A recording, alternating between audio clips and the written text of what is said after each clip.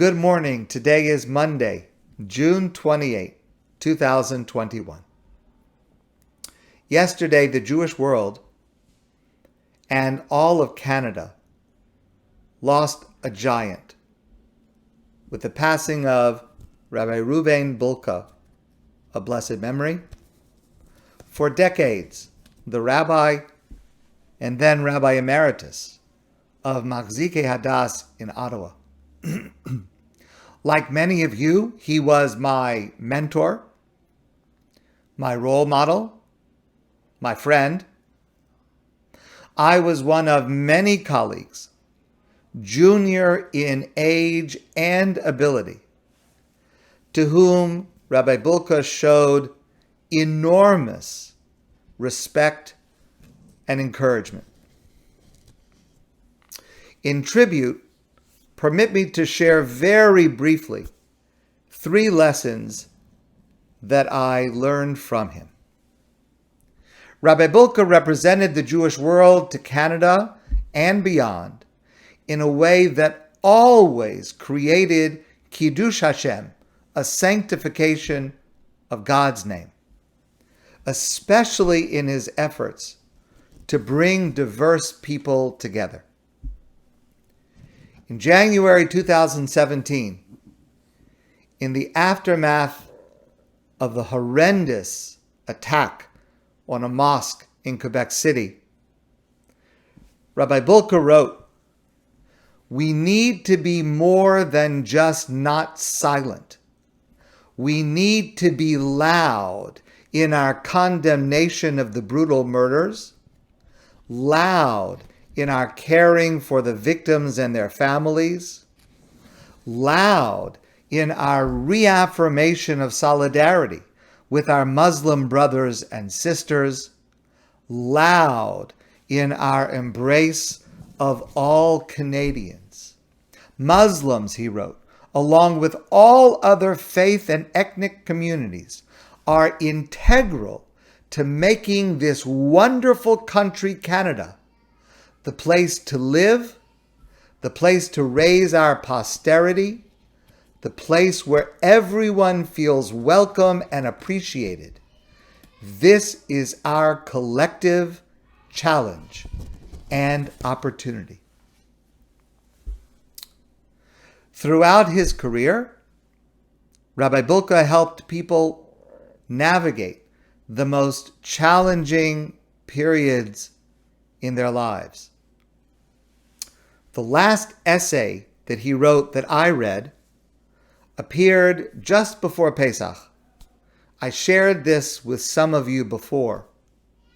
And he wrote about how we were approaching the second Pesach, if you remember at that time, in quarantine.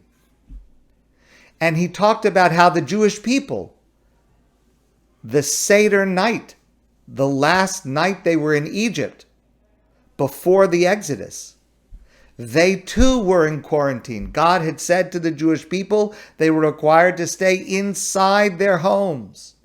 And the Torah is not clear about why God commanded that the entire Jewish people stay quarantined at home. But he suggested that perhaps it was to protect the Jewish people from themselves. He writes, "Imagine the pent-up anger at the decades and centuries of persecution and torment. And now finally, when the Jewish people are going free, imagine what might have occurred had the Jews been free to roam the streets in Egypt that night, that they might have unleashed their bottled up anger and resentment. They might have taken retribution on those who had tried to destroy their lives. But God said to them, no, stay home. No revenge, no retribution, no letting anger spill out. But instead, by being inside and shutting the door, the Jewish people and their homes had no choice but to focus on what they were going towards, to focus on the freedom, they were about to receive and what they would do with it. They were forced to focus on the question, where do we go from here? Forward and not backward. And although the situation is certainly very different, but the challenge that we faced in the restrictions due to COVID can also be an opportunity for us to be able to look forward. What have we learned from this? What will we take positive from this? It is a profound lesson in restraint, in positivity, and in living responsively, not just complaining about what we have had to do or what we have lost, but also thinking about planting the seeds of our own growth and our own future. Lastly, let me share with you a teaching from Rabbi Bulka. This, I think, is the first time that I ever quoted him, the first of very many, and I shared this over 30 years ago. Rabbi Bulka himself exemplified authentic Torah leadership, and many years ago he shared this teaching. In the Parsha Vayikra, the Torah describes a number of sacrifices for different kinds of sins, different entities that sin. Each one is unique. And the Torah describes a unique situation.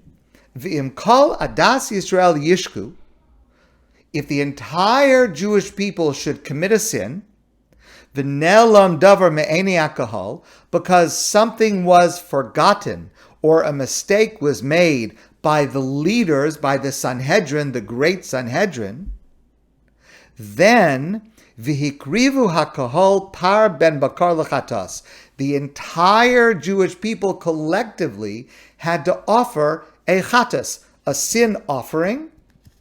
And the Torah says about this, chatas hakahol hu. This is a communal sin offering.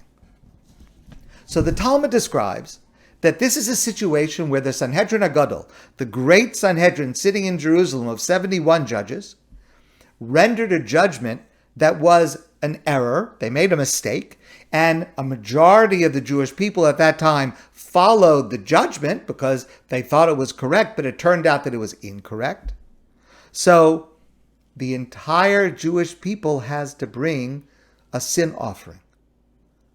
But Rabbi Bulka asks, why should the Jewish people have to bring the sin offering? If it was the judges that made the mistake, let the judges bring the sin offering. Why the people? The people were led.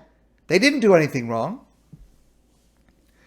Rabbi Bulka explains that the Sanhedrin, the great Sanhedrin, the judicial and spiritual leadership of the Jewish people, was a unique type of leadership and influence.